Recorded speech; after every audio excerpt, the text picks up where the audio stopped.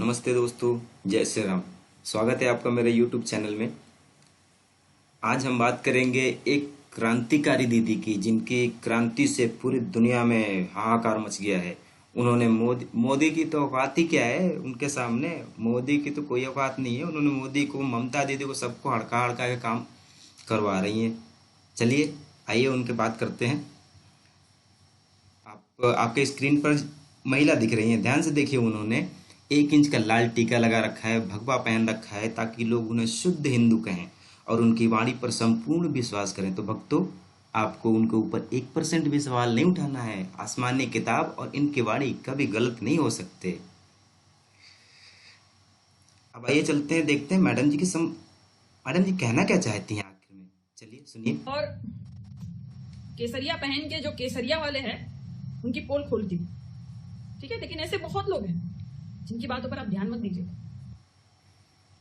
तो मैडम जी कह रही हैं कि सरिया पहन के केसरिया वालों को चूना लगाती, ओ सॉरी, माफ कीजिएगा, केसरिया वालों की पोल खोलती हूँ और किसी और की बातें नहीं सुनना है, सिर्फ मैडम जी की ब्रह्मवाणी सुनना है। क्योंकि आसमानी किताब और मैडम जी की ब्रह्मवाणी कभी गलत नहीं हो सकती। इन्होंने क्या,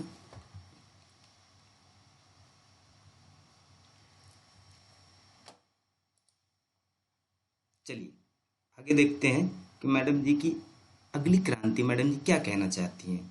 ठीक है, ठीक है ना। अभी जरूरत क्या है हमारे देश में, अभी जरूरी चीज क्या होनी चाहिए, उस पर ध्यान दीजिए, उस पर आवाज उठाइए। जैसे विदेशों से कितने ही लोग हमें मदद कर रहे हैं, विदेशों से हमारे भारत को बहुत सारी मदद आ रही है। उसके लिए कोई धन्यवाद नहीं कहेगा, उसके लिए कोई शुक्रिया अदा किसी को कहना नहीं है, कोई एक ट्वीट भी नहीं करेगा, है ना। कोई एक ट्वीट नहीं करेगा कि हाँ धन्यवाद, आपने हमारे लिए इतना सोचा, इतना किया, जबकि हमारे अंदर तो पूरी नफरत भरी पड़ी है। हाँ, विदेश में जितने लोग हैं उनके लिए हमारे मन में तो पूरी नफरत भरी पड़ी है। हम यहीं कट मर जाएंगे, यहीं लड़के यहीं मर के उड़ा जाएंगे, लेकिन हम जो है किसी का शुक्रिया या धन्यवाद नहीं करेंगे, है ना। तब किसी का एक ट्वीट नहीं आएगा। क्या है वो, इसीलिए नहीं आएगा, वो इसलिए नहीं आएगा क्योंकि विदेश से जो है वो मदद आ रही है ना, कुछ आ रहा है, कुछ मिल रहा है। तो कोई ट्वीट नहीं करेगा, कुछ नहीं बोलेगा, कोई, जितने कीड़े हैं कोई बाहर नहीं निकलेगा, नहीं बोलेगा।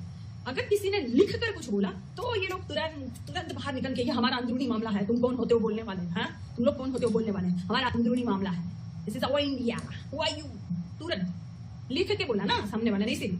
हाँ, लेकिन कुछ दिया तो नहीं बोलना है, ले लेना है, सबका ले लेना है, किसी का शुक्रिया अदा धन्यवाद बिल्कुल कुछ नहीं बोलना है।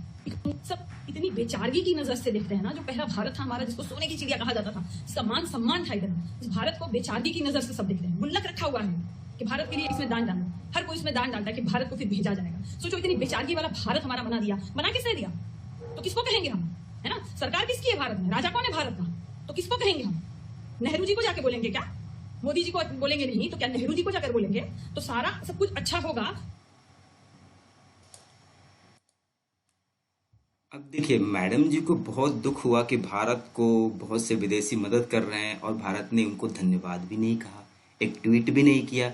लेकिन समझ में नहीं आया, इतना दुख तो विदेशियों को भी नहीं हुआ है जितना मैडम जी को हुआ है। ओह सॉरी, काइंड हार्टेड क्रांतिकारी महिला, बहुत ज्यादा तकलीफ हुआ है विदेशियों को। भारत ने थैंक यू नहीं बोला साहब। बंगाल में लोगों की हत्या, बलात्कार, हिंसा, छोटी छोटी घटनाएं तो होती रहती हैं, वो बड़ी चीज नहीं है। विदेशियों को थैंक यू बोलना सबसे ज्यादा इंपॉर्टेंट है। ये बात भक्तों को नहीं समझ में आएगी भाई। भक्त भक्त होता है, वो बात सही नहीं समझ सकता है। खैर चलिए, मैडम जी के क्रांति में कितना सच है आगे देख लेते हैं। एक बार जरा देखें तो मैडम जी की ब्रह्मवाणी क्या कहती है।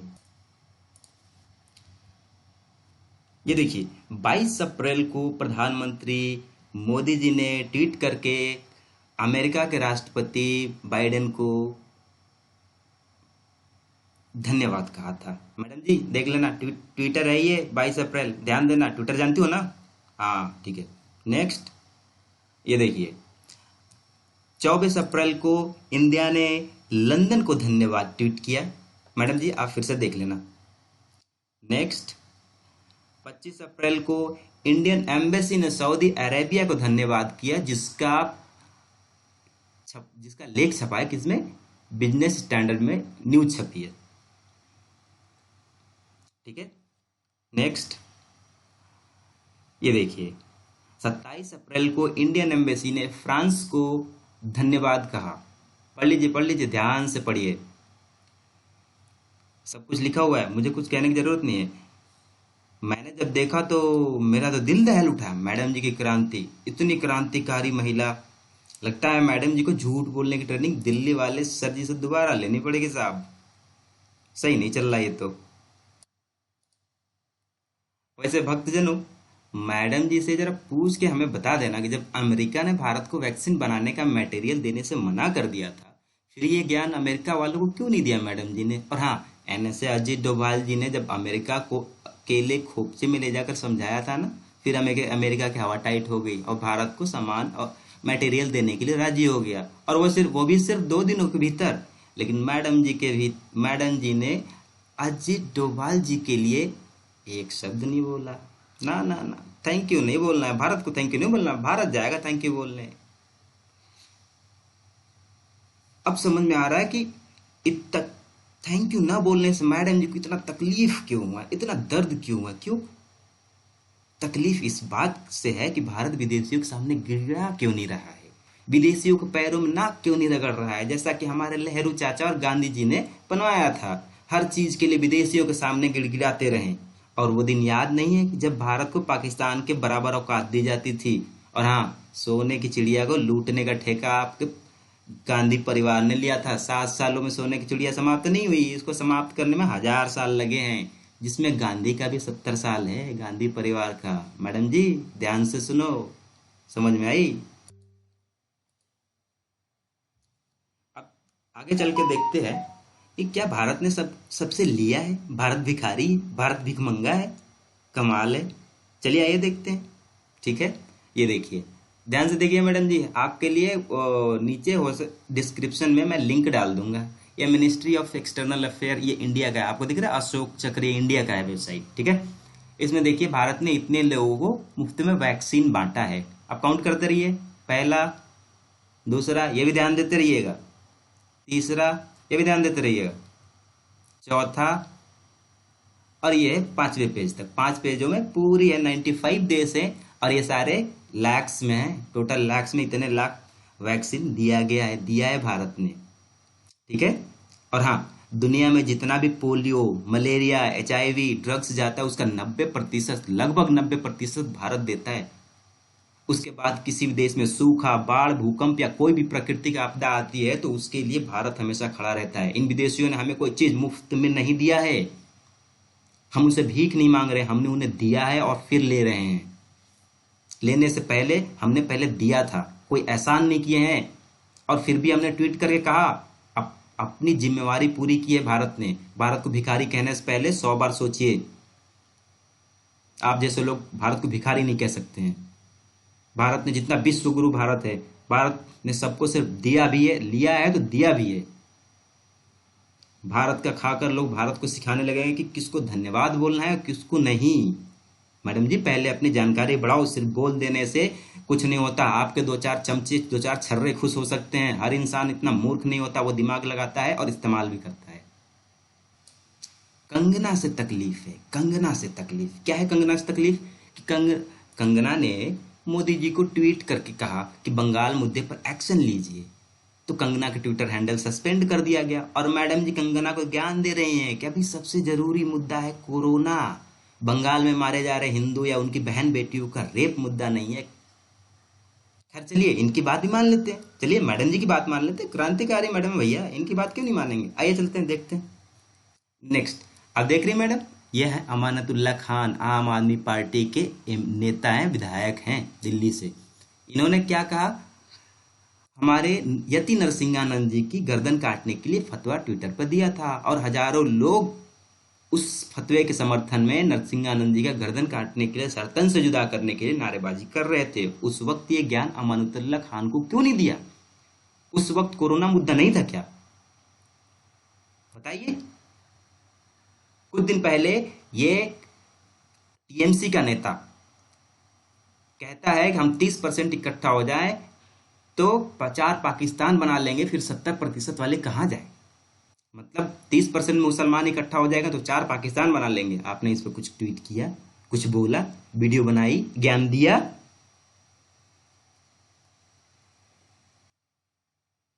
कहा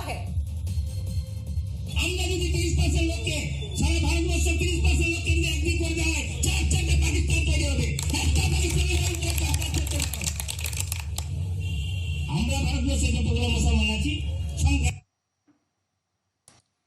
आपने इन बातों पर कोई जवाब दिया, कुछ कहा? टीएमसी से दीदी से पूछा, सवाल किया? नहीं, ऐसा नहीं होगा। दरअसल बात यह है कि जो भगवा रंग के पीछे ये जो हरा रंग दिख रहा है ना, वो सामने दिख रहा है। सामने भले आपको दो चार छर्रे ना देख पाए, लेकिन सबको दिखता है, हमें दिखता है। भारत में क्रांति की आड़ में किस तरह से इस्लामीकरण का एजेंडा चल रहा है।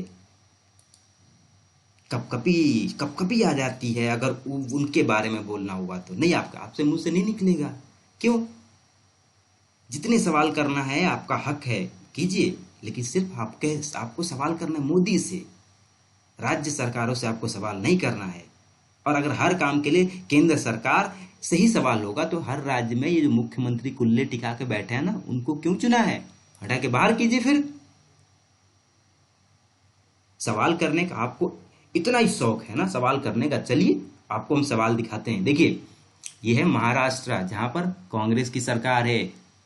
महाराष्ट्र इतने सबसे ज्यादा टॉप नंबर पे इस समय डेथ में है 1.5%। नेक्स्ट में आ जाइए, राजस्थान में कांग्रेस की सरकार है। पंजाब में आ जाइए, सबसे ज्यादा 2.4% मृत्यु दर है। आपने पूछा, सवाल किया? राजस्थान, जहां की जनसंख्या मात्र 7 करोड़ है, 2012 के अनुसार बता रहा हूं, वहां एक्टिव केस लगभग 2 लाख हैं। आपने सवाल किया क्या? नहीं। फरीदाबाद में कांग्रेस नेता का कालाबाजारी करते समय पकड़ा गया। आपने सवाल किया क्या? पंजाब के नहर में बहते मिले रेमडेसिविर। आपने सवाल किया क्या? आपने सवाल पूछा क्या? नहीं। आप उन लोगों से सवाल नहीं पूछ सकती, क्योंकि आपको पता है कि हटाना तो मोदी को है ना। जितना हो सके झूठ बोलो, लोगों को मूर्ख बनाओ और मोदी को हटाओ, क्योंकि जब तक मोदी है, नेताओं और चाटुकारों की कमाई जो बंद हो गई है। चलिए छोड़िए, आपने केंद्र सरकार, माफ कीजिए, आपने कांग्रेस से नहीं सवाल किया। चलिए, हो सकता है भूल गया हो, दिल्ली सरकार से आपने सवाल किया। हाँ, आपने सवाल किया क्या दिल्ली सरकार से? जब भारत ने 7 अप्रैल 2020 को, आज से लगभग 1 साल पहले ही, सभी राज्यों को निर्देश दिया था कि आपने अपने यहाँ की सभी फैक्ट्रियों को मेडिकल ऑक्सीजन बनाने की परमिशन दे दे, तो अब तक केजरीवाल साहब ने क्यों नहीं दिया? आपने सवाल क्यों नहीं किया उनसे? आपने पूछा कि दिल्ली सरकार ने 2015 से 2019 के बीच एक भी अस्पताल क्यों नहीं बनवाए? हॉस्पिटल के लिए 2019 से 2020 के लिए 700 करोड़ का बजट दिया गया है, बनाया गया आपकी सरकार ने, केजरीवाल सरकार ने दे, फिर भी एक भी हॉस्पिटल नहीं बने। आपने सवाल किया क्या? आपने पूछा कि सब जगह ऑक्सीजन की कमी है, फिर भी आम आदमी पार्टी के नेता ऑक्सीजन की कालाबाजारी क्यों कर रहे हैं? आपने पूछा? आपने पूछा केजरीवाल जी से कि आपकी सरकार ने, अगर केंद्र ने 52,000 रेमडेसिविर की डोजेस दिए थे, तो आपने केवल 2,500 ही क्यों बताया घूम घूम के चारों तरफ? केजरीवाल से आपने सवाल पूछा?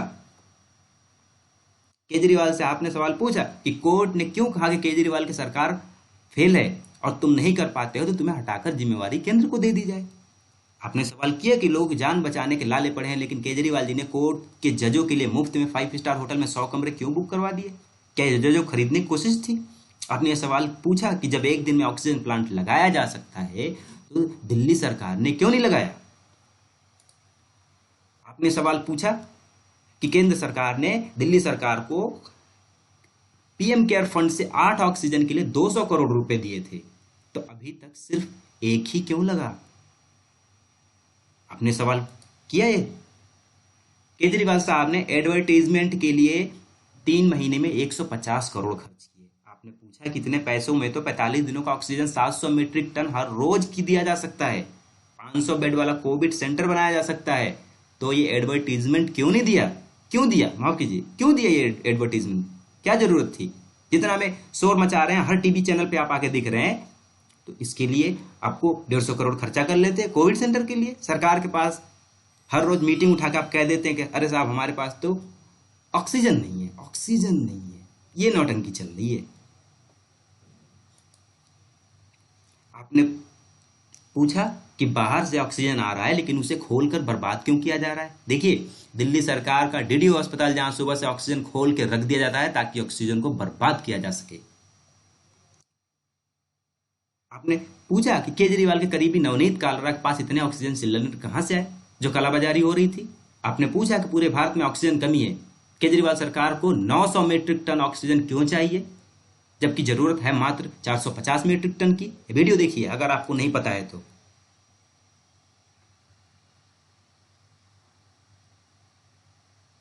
अब एक्चुअल जो फॉर्मूला है उसके हिसाब से दिल्ली को कितनी मिलनी चाहिए, और जिस फॉर्मूला के हिसाब से हर स्टेट को मिल रही है तो उस फॉर्मूले के हिसाब से दिल्ली को कितनी मिलनी चाहिए ऑक्सीजन। तो ये रिपोर्ट जरा देखिए, आपको पता चलेगा। दिल्ली में नॉन आईसीयू बेड्स हैं 16,272।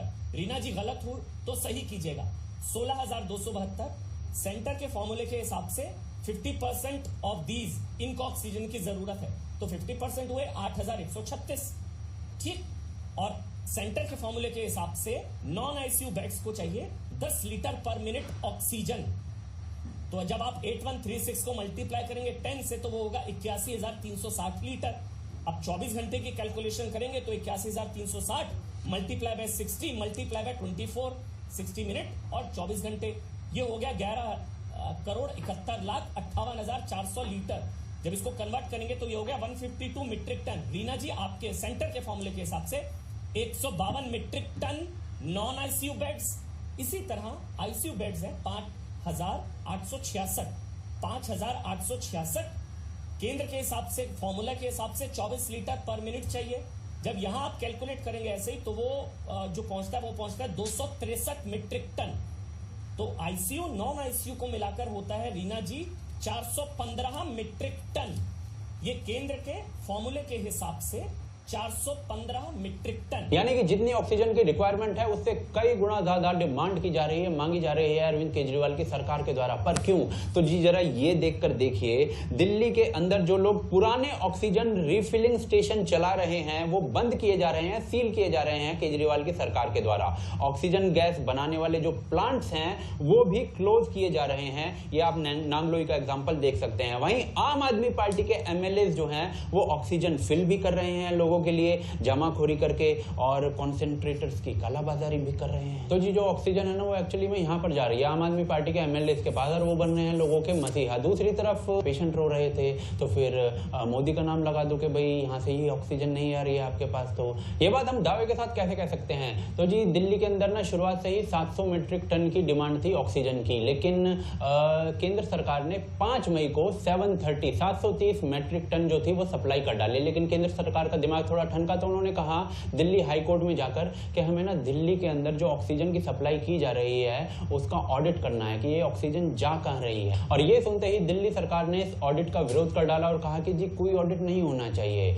और ऑडिट का विरोध कर डाला। उसके बाद केजरीवाल ने खुद आकर बयान दिया कि हमें 700 मीट्रिक टन यदि ऑक्सीजन मिल जाती है तो हम 10,000 और बेड्स जो हैं वो दिल्ली के अंदर लगवा देंगे। यानी कि मान लिया कि अभी जो बेड्स हैं उनके लिए ऑक्सीजन जो है वो कई गुना ज्यादा मांगी जा रही है। शुरुआत में सप्लाई जो, तो अब क्या आपने केजरीवाल जी से पूछा कि जितना मर्जी ऑक्सीजन मांग लीजिए, लोग ऑक्सीजन ले नहीं रहे हैं, नहा रहे हैं। ऐसा लग रहा है हर बार कि ऑक्सीजन कमी है, ऑक्सीजन कमी है, ऑक्सीजन कमी है। लेकिन जैसे ही केंद्र सरकार ने कहा कि नहीं साहब अब तो हमें ऑडिट करना है, दिखाइए हमको क्या है, आप कहाँ इस्तेमाल कर रहे हैं, तुरंत उसका विरोध हुआ। नहीं साहब बताएंगे नहीं कहाँ हम यूज कर रहे हैं, बस आप हमको देते जाइए, बस हम वीडियो में कह देंगे कि नमस्कार मैं मुख्यमंत्री बोल रहा हूं, और उसके बाद दीजिए उनको ऑक्सीजन। बस वो कह देंगे, बस मान लीजिए। चलिए मेरी छोड़िए, इन साहब की तो बात मानेंगी। ये शीला दीक्षित के सुपुत्र जी हैं। शीला दीक्षित कौन? कांग्रेस सरकार की मुख्यमंत्री रहे हैं, पूर्व मुख्यमंत्री जो कि दिल्ली की थी। चलिए उनके सुनते वो क्या कह रहे हैं। कुछ चीजें मैं आपके सामने रखना चाहता हूं, और मैं इसलिए रखना चाहता हूं क्योंकि एक गंभीरता से और बड़ी जिम्मेवारी से मैं कहता हूं कि इस दिल्ली में हमारी इस सरकार, मुख्यमंत्री केजरीवाल, उसकी कैबिनेट पे मेरे हिसाब से हत्या का मुकदमा चलना चाहिए। और क्यों करना चाहिए वो मैं तथ्य आपके सामने दिखला। जब हमारी सरकार थी, कांग्रेस की सरकार थी, शीला दीक्षित जी की सरकार, तो वो भी चाहते तो हर चीज फ्री कर सकते थे, कोई दिक्कत नहीं थी। बिजली फ्री कर देते, पानी, बस, ट्रेन, मेट्रो, हर चीज फ्री कर देते, और हो सकता है सदियों तक जीतते चले जाते। लेकिन कुछ कुछ रियायतें देने के बावजूद भी शीला दीक्षित जी की सरकार ने कुछ मूलभूत काम किए इस शहर में। 15 साल में 18 से 40 अस्पताल अगर हमने बनाए, 4000 से 11000 बिस्तरों की तैयारी अगर सरकार की तरफ से की और प्राइवेट सेक्टर ने अलग की, तो किसी कारण से की। उसके आपने कभी इश्तहार नहीं देखे, कभी लंबे लंबे नमस्कार मैं मुख्यमंत्री बोल रहा हूं करके इश्तहार नहीं देखे आपके सामने, लेकिन वो काम होते रहे। आज अगर वो 11000 की जगह 4000 बिस्तर होती तो आप समझ लीजिए आज जितने लोग मर रहे हैं उससे शायद 5 गुना ज्यादा मृत्यु हो रही होती रोज इस शहर में। लेकिन उसके बाद क्या हुआ? ठीक है, 2013 में आपको फ्री बिजली पानी चाहिए था ना, आपने हरवा दिया हमको, कोई दिक्कत नहीं, सलाम है आपकी। कभी कभी प्राथमिकताएं बदलती हैं, आपको लगा कि नहीं बहुत हो गया विकास, अब कुछ और रास्ते चलते हैं। लेकिन उस समय जो 10-11 नए अस्पताल बने, द्वारका देख लीजिए, बुराड़ी देख लीजिए, मादीपुर देख लीजिए, तो मेरे पास एक पूरी लिस्ट है दिल्ली सरकार की। मैं आपको वो लिस्ट क्या दिखाऊं, पूरी लिस्ट है मेरे पास दिल्ली सरकार की। इन दोनों कागजों में ये लिस्ट बनी हुई है, कभी कोई चाहेगा तो मैं आपको दिखा दूंगा। 11, 12, 15 अस्पतालों का शिलान्यास शीला दीक्षित जी कर गई थी, सब के सब बंद हो गए। बल्कि तो मैडम जी अपनी क्रांति इनसे भी दिखाइए, पूछिए केजरीवाल साहब से। ये सवाल पूछ रहे हैं ना, ये तो आपके अपने कांग्रेस के नेता है ना, कांग्रेस के शीला दीक्षित जी के लड़के हैं। सवाल पूछने, आपसे सवाल नहीं पूछना बनता है? नहीं, क्यों नहीं पूछेंगे? क्योंकि आपके एजेंडे में ये फिट नहीं होगा ना, ये एजेंडे में नहीं फिट होगा। इससे मोदी की बदनामी नहीं होगी, इससे केजरीवाल की बदनामी होगी। तो लेकिन बदनाम तो करना है मोदी को हटाना है, वरना माल कहां से आएगा भाई। खैर चलिए, अब मैडम जी के अगले क्रांति के बारे में देखते हैं। देखिए,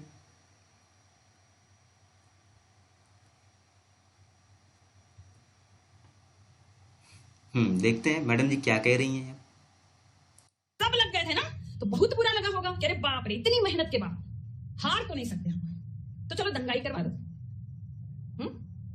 दंगाई करवा दो, धरनाई करवा दो। अरे लोग मूर्ख है क्या? लोग समझ चुके हैं, जाग चुके हैं। अभी भारत को जिस चीज की जरूरत है वो कीजिए। तो देखिए मैडम जी कितना चीख रही हैं, चिल्ला रही हैं, ऐसा बता रही हैं, लोग डर के मारे कांप रहे हैं। इन्होंने जो कह दिया वही ब्रह्मवाणी है, वही सच है। इनके हिसाब से सारा काम भाजपा करा रही है, हिंसा पश्चिम बंगाल में भाजपा करा रही है, मतलब पूरा कंट्रोल दीदी का है, ममता दीदी का, लेकिन करा रही है भाजपा। वाह भाई वाह।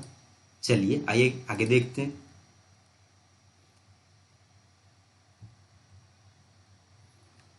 चलिए, ये साहब तो इनको देखिए, ये हैं मुरलीधरन जी, भाजपा के केंद्रीय मंत्री। देखिए ये जो आप देख रहे हैं, ये जो आगे वो मुरलीधरन साहब उतर के वो हमला कर रहे हैं, मैडम जी को दिखाइए। ये तो वो देखिए, वो जो डंडा लिए वो मुरलीधरन साहब है, वो मुरलीधरन से वो भाजपा के सारे लोग हैं। चलो पायलट बीच में, चलो ये बीच में पायलट के साइड दो ना, पायलट के साइड दो ना, चलो चोर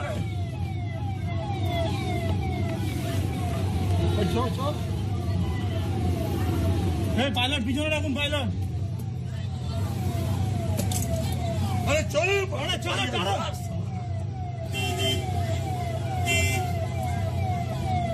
अरे साइड দিয়ে বেরিয়ে চলো না, পাইলটকে সাইড দেবে না, পাইলটটাকে পিছনে রেখে দেবে, পাইলটকে সাইড দেবে না।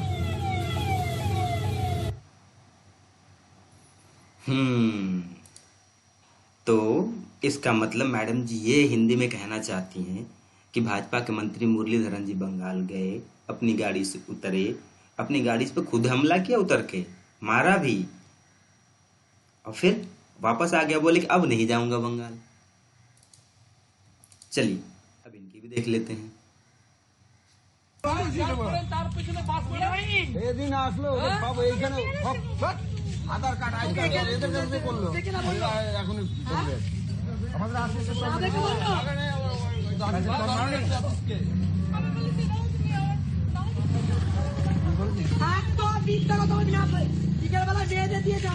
আসছে যাকে মেরেছে সে আসছে না।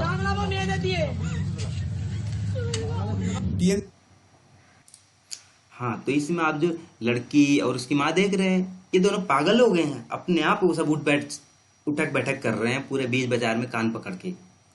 सठिया गए हैं ये सब। साहब दीदी मैडम जी ने कह दिया, मैडम जी ने कह दिया, वो तो ब्रह्मवाणी है, वो गलत नहीं हो सकती कभी। चलिए और आगे देखते हैं। ऐ मेरी ज़मीं अफसोस नहीं जो तेरे लिए सौ दर्द सहे, महफूज रहे तेरी आन सदा चाहे जान मेरी ये रहे। मेरी ज़मीं महबूब मेरी, मेरी नस नस में तेरा इश्क बहे, फीका ना पड़े कभी रंग तेरा जिस्मों से निकल के खून कहे। तो देखिए मैडम जी के हिसाब से बंगाल में लोग को अपने लोगों को खुद ही मार दे रहे हैं, खुद ही मार दे रहे हैं। अपने बेटियों को बलात्कार खुद कर दे रहे हैं, अपने बेटे को खुद मार दे रहे हैं और बोल रहे हैं टीएमसी ने मारा है। साहब मतलब वहां का आदमी अपने बेटे बेटी बाप सबको सिर्फ इसलिए मार दे रहा है टीएमसी को बदनाम करना है, हैं? क्योंकि दीदी ने सॉरी मैडम जी ने ऐसा कह दिया।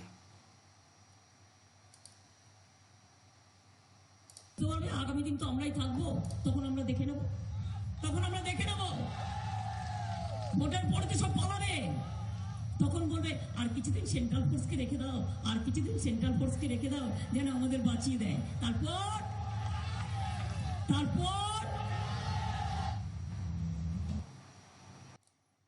और इतना सब होने के बाद भाजपा वाले मतलब मोदी जी जाके ममता बनर्जी से बोले कि ममता दीदी तुम यहाँ के लोगों को हड़काओ, यहाँ के लोगों को धमकी दो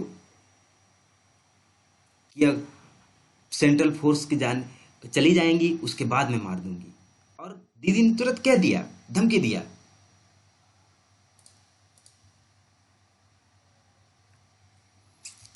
और ये देखिए सरस्वती जना है, इनका टीएमसी के लोगों ने बलात्कार किया। इनके लिए ये कौन है? ये मतलब दीदी मैडम जी कहना चाहती हैं कि इन्होंने खुद ही अपना बलात्कार करके खुद जान दे दी। वाह मैडम जी वाह। चलिए छोड़िए, ये भक्त हैं, भाजपा वाले हैं, आप इनकी बात नहीं मानेंगी ना। चलिए छोड़िए, आगे आप कांग्रेस वालों की बात मानेंगी? चलिए देखते हैं। ये देखिए कौन है साहब? सौरव प्रसाद। कौन है ये साहब? एनएसयूआई। एनएसयूआई आपको पता है?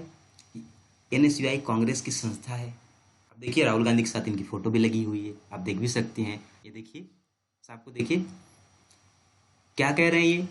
और सेवरल छात्र परिषद NSUI activist attacked by TMC goons vandalized their homes and beaten them very badly. Shame on Mamta official. Shame. वाह मैडम जी, ये तो कांग्रेस को भी बोल रहे हैं, ये कांग्रेस वाले भी हैं, ये कांग्रेस के साहब हैं, ये तो टीएमसी कह रहे हैं, इन्होंने तो भाजपा को नहीं कहा। वाह मैडम जी वाह। इस हिपोक्रेसी की कहीं कॉलेज है या ऐसे ही लोग पैदा होते हैं? चलिए अब देख लेते हैं क्या कह रही हैं ये। या 20,000 करोड़ का नया संसद भवन बनाना है, पुराने से काम नहीं चलेगा। अरे बाप रे, मोदी जी जो है बचपन से राजा के घर पे पैदा हुए थे। 20,000 करोड़ का संसद भवन, 20,000 करोड़ का संसद भवन, कमाल है। ये देखिए साहब 971 करोड़ में तो कंपनी ने डील किया है जो बना रही है। ओह,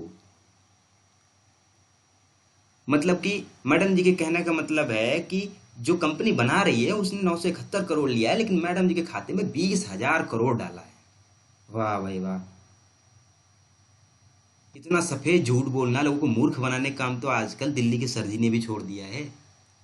उन्होंने भी थोड़ी सी शर्म कर ली है। हद है यार, 20,000 करोड़। अब आगे मैडम जी की क्रांति का नमूना देखिए। काम करो। नहीं, मैं ममता दीदी से भी आग्रह करती हूँ, ममता दीदी आप जीत गए, बहुत बहुत बधाई, धन्यवाद, लेकिन आपके जीते हुए जो नेता है उनको भी कहिए कि अब काम करें, अब स्वास्थ्य पर ध्यान दें, अब जनता की जो चीजें जरूरी है जनता के लिए वो उनको मुहैया करवाएं, अस्पताल, दवाइयां, वेंटिलेटर्स, खासकर ऑक्सीजन, ये सारी चीजें मुहैया करवाइए आपको। तो भक्तों, मैडम जी ने ममता दीदी को ऑर्डर दे दिया है कि काम करो। ये सुनते ही ममता दीदी की कुर्सी हिल गई। उनके अधिकारी और नेता डर से कांपने लगे, पैरों में कपकपी होने लगी। तीनों लोगों में हाहाकार मच गया। देव, गंधर्व, नाग, किन्नर सभी व्याकुल हो उठे। ममता दीदी सब कुछ छोड़कर मैडम जी की आज्ञा का पालन करने में लग गई। उन्होंने कहा, मैडम जी आपने कहा, अब मैं तुरंत लग रही हूँ। खैर छोड़िए, अब देखते हैं मैडम जी के पार्लियामेंट का क्या है, पार्लियामेंट की क्या नौटंकी है, ये देखते हैं जरा। मैडम जी से एक और सवाल पूछ लेते हैं, चलिए। 13 जुलाई 2012 यानी कि 13 जुलाई 2012 को एक लेटर लिखा जाता है ओएसडी के द्वारा, ओएसडी यानी ऑन स्पेशल ड्यूटी ऑफिसर के द्वारा। और उस लेटर में लिखा होता है कि जो पार्लियामेंट की बिल्डिंग है, जो करंट पार्लियामेंट है, उसकी जो बिल्डिंग है वो 1920 में बनी थी और उसके बाद 1927 यानी कि 1927 में इसको कमीशन कर दिया गया था। उसके बाद अब इस बिल्डिंग को हेरिटेज ग्रेड 1 बिल्डिंग घोषित कर रहे हैं। इस बिल्डिंग में कई जगह बूढ़े होने की निशानियां देखी जा सकती हैं। इस बिल्डिंग का दशकों से ओवर यूज किया गया है और अब और अधिक यूज करना खतरनाक हो सकता है। 2026 में इस बिल्डिंग की सिटिंग कैपेसिटी बढ़ भी सकती है और अगर विमेंस बिल अभी पास हो जाता है तो ये कैपेसिटी उससे पहले ही बढ़ सकती है। इस लेटर में फिर आगे लिखा था कि ऐसी सिचुएशन में हमें नए पार्लियामेंट की जरूरत है, पुराने वाले पार्लियामेंट से काम नहीं चलेगा और नए पार्लियामेंट के लिए जमीन हमें ढूंढनी शुरू कर देनी चाहिए। नया संसद ऐसा होना चाहिए जिसमें ज्यादा कैपेसिटी हो। और इस लेटर को पढ़ने के बाद साल 2012 यानी कि 2012 में मीरा कुमार, जो कि उस वक्त स्पीकर थी पार्लियामेंट की, जिन्हें कांग्रेस की गवर्नमेंट ने ही स्पीकर बनाया था, उन्होंने एक बात कही। उन्होंने कहा कि इस लेटर के पढ़ने के बाद मैं ये कहती हूं कि इसको टॉप प्रायोरिटी पे रखना चाहिए। 2012 letter by an officer on special duty to the Urban Development Ministry saying that the then Speaker Meera Kumar had accorded approval for the construction of the new Parliament building. In fact, the Speaker had said that this issue should be given top priority. तो अब सवाल ये कि कांग्रेस को अब इससे एकदम इतनी प्रॉब्लम क्या हो गई जब इन्होंने ही सब कुछ किया था कि इन्होंने भूमि पूजन का ही बॉयकॉट कर दिया, जो कि सर्वधर्म भूमि पूजन था। अब इसी लेटर में एक बात और लिखी थी कि CPWD यानी कि सेंट्रल पब्लिक वर्क्स डिपार्टमेंट को इंस्ट्रक्ट किया गया था इसी लेटर के द्वारा कि जल्दी से एक एरिया आइडेंटिफाई किया जाए जो कि संसद भवन की प्रॉक्सिमिटी में हो, जहां पर state of the art building बनाई जा सके। दूसरी चीज जो कांग्रेस ने उठाई वो ये उठाई कि जब अन्नदाता प्रोटेस्ट कर रहा है तो उसी वक्त इस भूमि पूजन की क्या जरूरत थी। तो जी मुद्दे की बात ये होती है कि इसके लिए प्लानिंग चाहिए होती है और बहुत टाइम से इसकी प्लानिंग बन रही थी, इसकी डेट्स वगैरह सब डिसाइडेड थी, इस दिन से ये करना है, उस दिन से वो करना है, तो सब पहले से ही फिक्स था। लेकिन ये प्रोटेस्ट पहले से फिक्स नहीं था, प्रोटेस्ट अचानक से हुआ। तो यहां से आपको समझ में आ गया।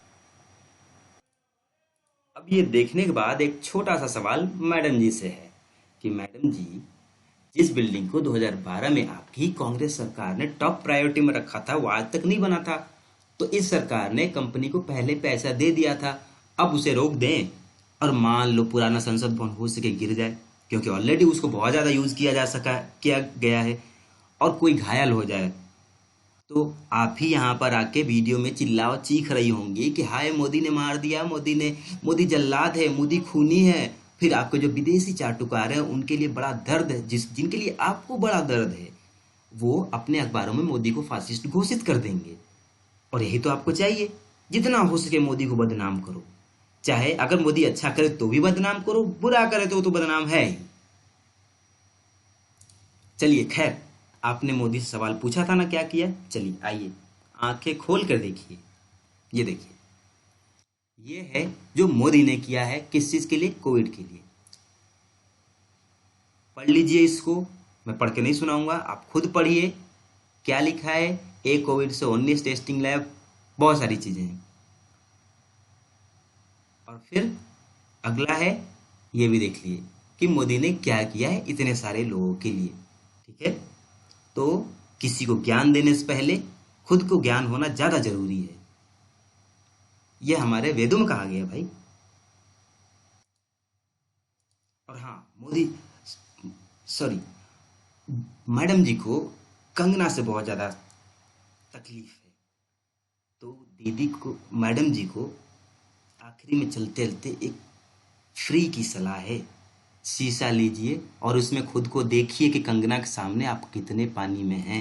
पानी बोला है, ठीक है, ये बिल्कुल फ्री का सलाह है, मानना है तो मानिए, वरना तो फिर राम ही रखे। और हाँ मैडम जी, आपने कहा ना कि बंगाल में कुछ नहीं है, तो एक काम कीजिए, जहां पर हिंसा हुई है उस एरिया में भगवा पहनकर टीका लगाकर, जिसमें आप अभी यहाँ दिख रही हैं, जाइए और जय श्री राम बोलकर देख लीजिए, फिर खुद पता चल जाएगा। घर के एसी रूम में बैठकर ज्ञान देना बहुत आसान होता है।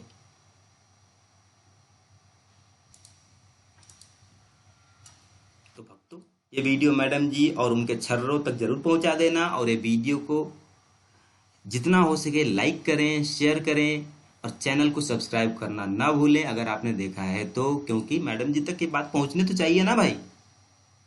उन्होंने झूठ के किस तरह से अपने छर्रों को झूठ का पोपला पकड़ा रही हैं चारों तरफ घूम घूम के, और छर्रे उनके कमेंट नीचे जाके देख लीजिए, ऐसा लग रहा कि अरे मैडम जी आपने तो क्या बात कह दी, क्या बात कह दी, ब्रह्मा विष्णु से पहले आपकी वाणी है, आपने जो कह दिया वही सच है।